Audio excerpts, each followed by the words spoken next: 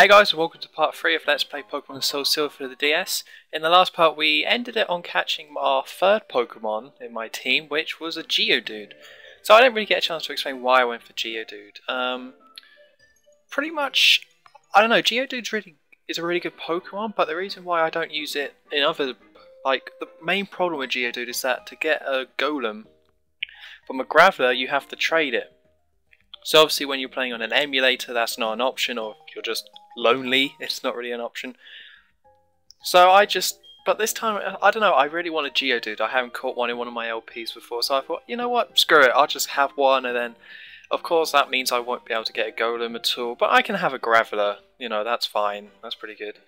And also, in case you're wondering why I called it E-Rock, it's a reference to a radio show I really listened to that I can't really imagine anyone listening to it who's subscribed to me though, so yeah, no one gets the reference. But it was too good of a reference, you know. There's a guy called E-Rock, I have a rock Pokemon. I actually was thinking about calling it Dr. Rock after Dr. Rock, but I thought maybe that's a bit too nerdy.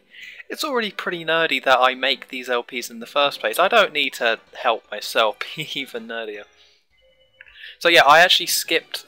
There's this bug catcher here which I skipped before, and I didn't really explore this part of the route because, you know, all my Pokemon were injured, and I need E-Rock to be tough. You know, he's only level 4, but with E-Rock, the good thing is that with Geodude, I found that it's really easy to train at the beginning, or I had no problems training it, which is why I'm pretty happy with the choice, because, you know, I mentioned in the last part I always have some sort of problem training Pokemon at the beginning of this generation, so it's nice that I didn't really have any troubles here, because of course it's the beginning of a Pokemon game, so there's a ton of bug Pokemon, and E-Rock just kills them, because E-Rock has really high attack and defense, so he can just take them down so easily. It's really cool, it's really nice. And this guy, this bug catcher, if you're going to catch Pokemon and you need to train it, come to this guy.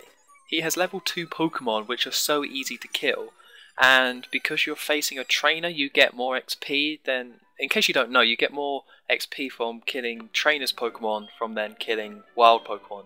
Although I suppose I shouldn't say kill, that's a bit too violent. Faint, if you make unconscious, knock out, whatever you want to say.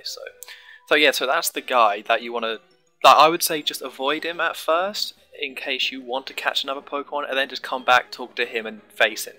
Although that's what I did, because I needed to go to the Pokemon Center to heal E-Rock. See, after that battle, he's already level 6, which is a perfectly acceptable level to be at this point in the game. So, yeah, I'm pretty happy with the choice, and I don't think I'll be catching my next Pokemon for a good while. And no, I don't know why I'm showing this battle.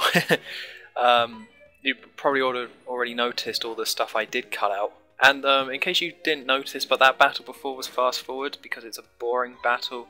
I can't remember if I sped up any battles in the last part, but yeah, that's something I do. The majority of the battles will be sped up just for time. You know, this LP is already going to be my longest LP by far.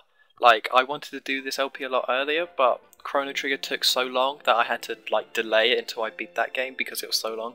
Now this LP is going to be even longer. I think I've seen some guy, the Slowpoke guy LP, the second generation Pokemon Crystal or Silver or Gold or whatever, and I think I remember seeing part 140 come up.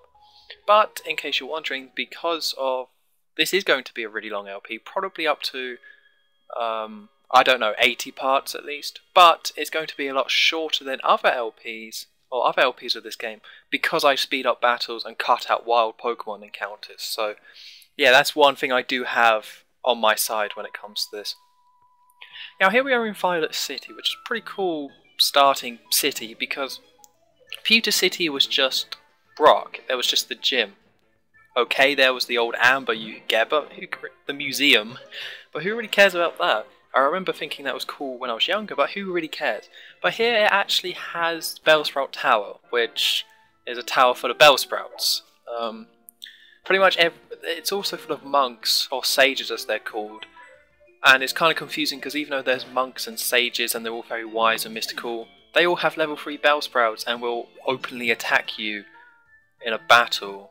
So I don't know what's going on there. I don't know if God or their God likes that, but whatever, that's what they're doing.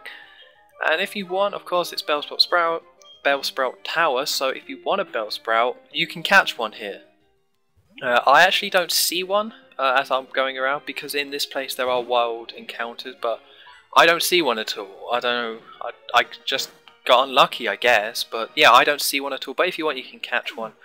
And it's definitely recommended, because even though it's not good against the gym here, which I won't spoil what that is, although you probably already know, it's good later on. Bellsprout is just a really good grass type Pokemon to have generally. It's just going to work out really well if you have one, because I think it has really high attack, it has really high something, and then when it evolves it becomes like really strong as well. So yeah, if you want a grass type, catch it. But the reason I'm not getting one is because I like Bellsprout, but I would prefer to have a Geodude. Most people catch Bellsprout if they didn't pick Chikorita. Although most people don't pick Chikorita, so most people go for Bellsprout. So it's a really good choice if you're first time playing this. But I wanted to do something a bit different, you know, so I went for Geodude instead. Although people pick Geodude as well, so. And in case you're wondering why it comes up, key items can be assigned to this. Because the Y button, you know, in the older games, if you press select, you can map your bike to select or whatever item, and then you can just use it anytime. In the DS games, that's got changed to Y. But I play with a 360 controller, and the emulator maps the controller automatically, and it mapped them the wrong way round, so now X is Y and Y is X. So whenever I try to go to the menu, I press X, and it's actually Y, so then I have to press Y, so yeah, I'm going to get used to it, or actually just change the controls. But yeah, that's why that always comes up when before I pause it in this part, and probably the next part as well, so that's what's going on there. So yeah, so I had no trouble with this place. I had no trouble getting through it, because I couldn't use Geodude to train, which I was kind of annoyed about, but still Geodude is already level like 7, so I'm pretty happy with that. But because I have Hawkins and York, they're both it's flying and fire type, and everyone in this place has a Bellsprout pretty much, so I had zero problems here. If you pick like a Totodile, then you might have some problems if you didn't pick like Spearow or Pidgey to add to your squad. Like if I picked Totodile and Geodude, I would have got my ass kicked. Even though they're all level 3s, I think their special attack or attack is really strong, so Fine Whip does a lot of damage. You know? Like E-Rock took half damage with one Fine Whip from a level 3 Bellsprout, so, and there are higher Bellsprouts in this place, so it's pretty tough. But the reason I really like this place is because, of course, it's the beginning of the game, and they have to have some sort of training area. They can't, before the first gym in every generation, there has to be some sort of area where you have to go through it and you can train. Now, in the first generation, this was the Viridian Forest. In this one, it's Sprout Tower, and that's why a lot of people like this generation, and actually this was seen as a true sequel that was different, and why the third gen was seen as just a rehash in a lot of ways. I don't agree that the third one was a rehash, but the second generation, it does things slightly differently. So instead of having a forest, you actually go to the city, and then there's a Bellsprout Tower full of monks, and that's how you train your Pokemon up for the gym. But with the third gen, you just go through a forest again, or you just go to one town where you can't do anything, and then through a forest, and then to the city. And it's just like, okay, well that's kind of what you did in the first gen. So the second gen mixes things up. It's already been mixed up in a lot of ways, like the story with the rival being a thief who steals a Pokemon, and then also just, you know, having the egg and having to go see Mr. Pokemon. It's already mixed things up a lot from the first gen, and that's why most people really love these games. And I'm one of them. I think they're great. I really do like them.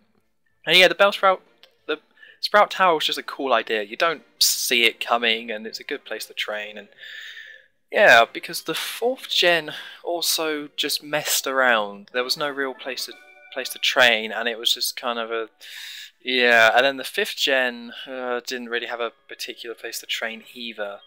It was just, oh, you start in this town, you go to the next town, and then you go to the next town, and then you're just there. So yeah, I like, in the Pokemon games they have certain set pieces, and the second gen probably has the best ones, or the best areas and places to go. So, and yeah, you're not missing out on anything here, by the way, with these battles. I know the editing's a bit inconsistent, so sorry about that, but yeah, you're not missing out on anything.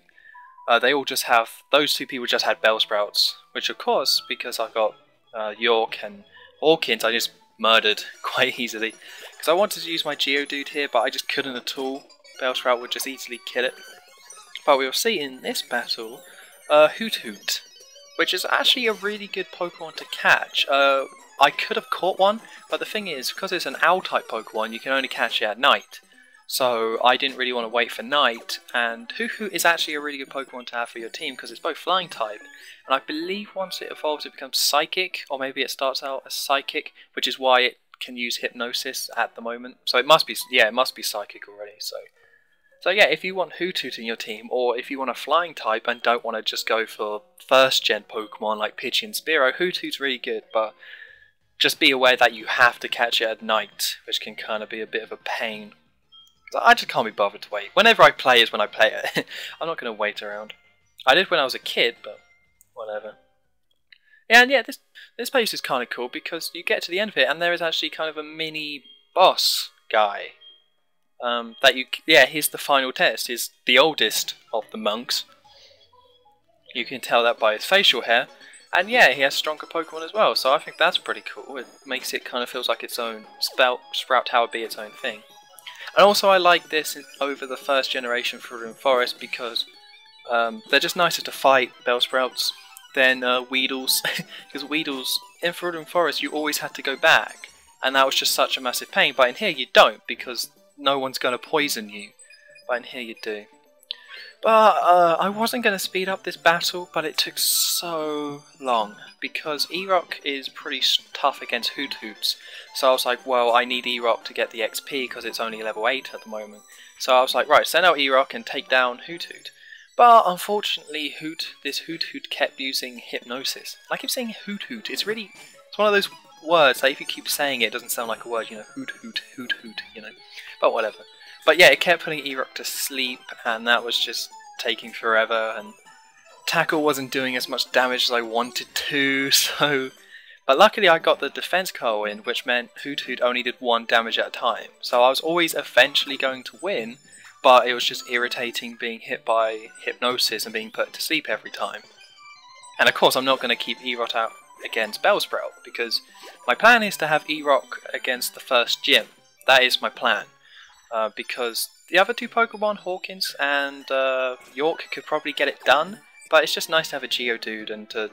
Because I like to steamroll the first gym in any generation, you know. The first generation just have a Squirtle and steamroll the whole place, and third generation I'll just have a Mudkip and just steamroll through all the Pokemon. But it's pretty nice because you get Flash, but it's a TM in this game. So I can't remember if by this point they changed it so the TMs are like HMs, as in you can use them multiple times. But Flash isn't necessary for this game, so even though it was a HM in the original, I don't think it's that much of a problem to change it to a TM because, well, as far as I recall, it's not necessary. I really hope I'm right about that. But yeah, that's all we have time for in this part, or I'm just ending it, so screw you if you don't like it.